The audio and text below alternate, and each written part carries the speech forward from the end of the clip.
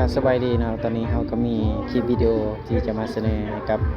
บาริสต้าทั้งหลายเนาะนี่จะเป็นรายที่จะมาแนะนำทางร้าน Coffee Express นะนี่จะเป็นบาริสต้าหรือว่าเทรนนิ่ง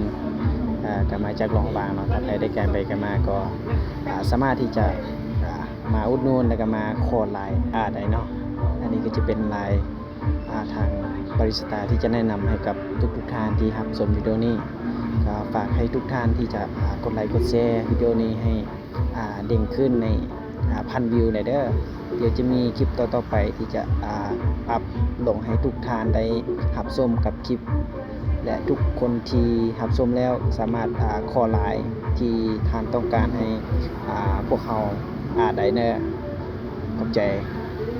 ฝากกดไลค์กดแชร์กดติดตามเลยเด้อ